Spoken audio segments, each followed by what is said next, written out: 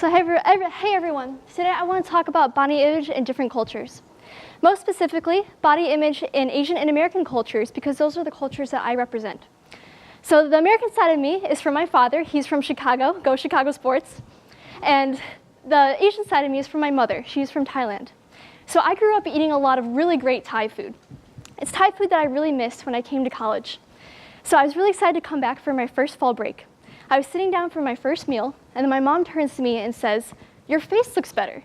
And I said, "Better? Did it look bad before?" "Yes." So I think my face did slim down a little bit. I was getting used to the stresses of college, being in a new place, and also my body wasn't exactly agreeing with Leutner dining hall food. But I thought it was a funny story, so I posted it to Facebook. My Thai aunts immediately commented, and they said, "Wow, what a Thai thing to say." And it's true, I've been getting comments like that my whole life.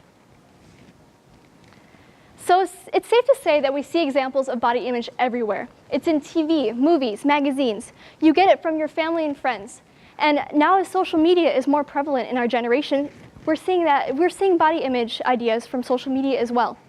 So you're seeing examples of get your best butt, flatten your abs, tone your arms, tips for surviving your first liquid diet, and learn how to eat paleo. Growing up, I didn't really feel these pressures as much. It wasn't until much later on in life that I started feeling the pressures of body image. It might be because my mom didn't worry about her body as much, so naturally I didn't do the same. My mom also didn't approve of me doing my hair, makeup, or dressing up that much, so I didn't really focus on what I looked like as much. In middle school, I think I started feeling the pressures a little bit more when people's bodies started to change. So I would see girls with boobs, and I wanted the same. I would see girls that were naturally thin, and I wanted the same. But still, even throughout high school, I didn't focus on what my body looked like. I still continued to eat what I wanted. I didn't exercise. It wasn't really until college that I started feeling these pressures of body image. And that might be because I was more independent now. So I could choose to not eat dessert in the dining hall. I could choose to work out more. So maybe through all these choices, I could choose to have a better body. I asked a lot of my American friends, American being European background, about how they felt about body image. A lot of them said that they've been teased at a very young age, and that's what told them what their body should look like growing up. But most people said they were really affected by social media. So you would see people posting pictures on Instagram that seemed a little too perfect, and you would take all these different images and ads all from the internet and superimpose them onto yourself, and that's what you think you should look like. So think about how much time you spend on Facebook when you should be studying. Think about if you have any friends that don't have a social media account. In fact, 67% of all Americans that are internet users have a social media account. So let's take a step back for a second and focus on Asia. For example, China, 91% of all internet users have a social media account. In fact, Asia as a whole makes up half of all social media accounts in the world. So we're starting to see a connection with American culture and social media. Imagine what kind of connections we can draw from Asia and their views on body image. So I've been visiting Thailand a lot ever since a very young age. I have a lot of family there, so I try to visit every now and then. Something that really stands out to me was when I was 12 years old. My aunt teaches at a school, and so I went with her to school one day and sat with the other 10 and 11-year-old boys and girls. And at first, they loved analyzing the Caucasian, by the way. They were intrigued by the color of my hair. They made comments on the shape of my eyes. But then they started talking about each other. The boys would say, "Oh, she's okay looking. You're pretty, but your mouth hangs open." And the girls just kind of playfully slapped them and were like, "Oh, stop." But I was amazed by this bluntness. And when I looked back on myself, I remember I still get that same scrutiny. I've been getting those comments before, ever since I was young. And it starts at a very young age. Another thing that stood out to me on that same visit when I was 12, my cousin signed me up to dress up in traditional Thai clothing for a local festival. I was to sit on a float for 2 hours in the middle of July. So now, for those of you that have never been to Asia, Southeast Asia in July before, it's pretty much like a sauna. I had someone that was actually assigned to wipe the sweat off my forehead. But this is me when I was 12, dressed up in traditional Thai clothing. So imagine all that clothing in the hot July sun. And as the dresser was putting the gown on me, she asked if she could put these padded bra cups into the dress, because I was a lot younger than the other women sitting on the float, because most of the other women were around 18 years old, and I would look more attractive with a filled out chest. And of course, 12-year-old me was just like, no, I am not wearing that. I don't even know what that is. What is a bra? I'm only 12.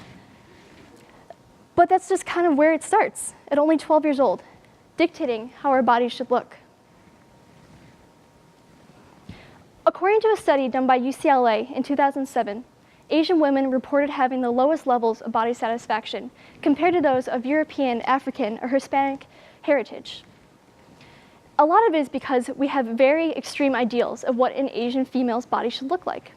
But comparing this back to America, on the left you see a lingerie ad from America, and on the right is a Korean ad, both retouched, creating a very unrealistic ideal of body image that leads to this lower satisfaction. Moving more into Asian culture. So we see celebrities with the very thin body ideal. We're seeing magazine covers, ads.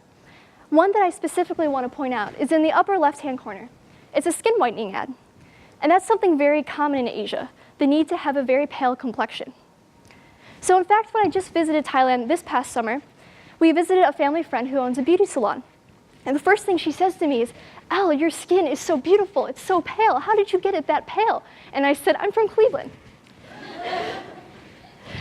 But she said she wanted to give me a free facial. She said, I can help you get rid of your freckles. And I said, oh, great, less work for my makeup.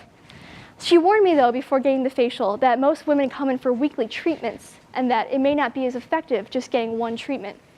I still said, that's fine, free facial, I'll do it. So after I got the facial, I looked in the mirror, and she was right. Pretty much every freckle was still there as far as I could see. But I was amazed that women spent money and time every single week just to lighten their complexion. So I want to share a quote that one of my friends told me when I was asking my Asian friends to share stories with me.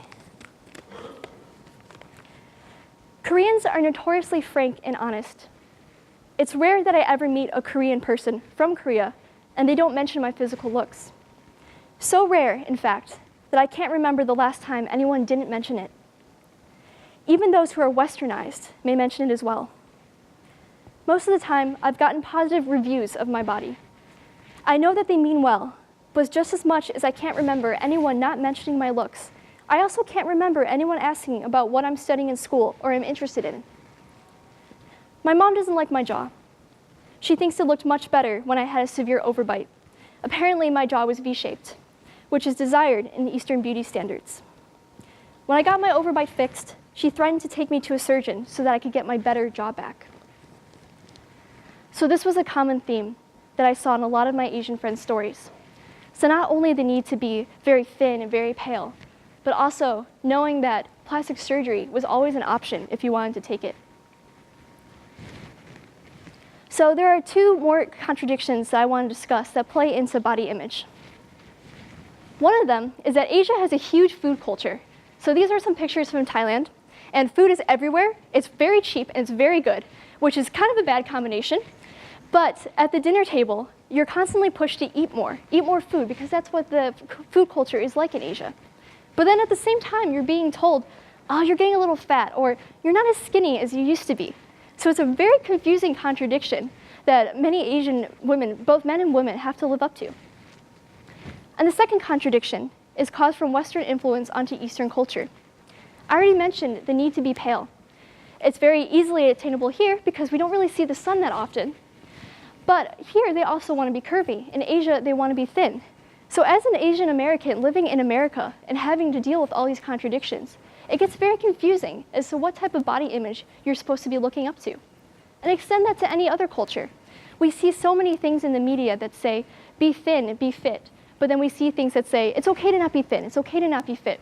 And it's very hard to listen to all of these different conflicting views.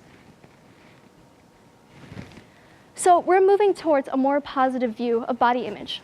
For example, companies like Aerie are no longer retouching their models. Celebrities are speaking out and saying that no one else has the right to judge your body.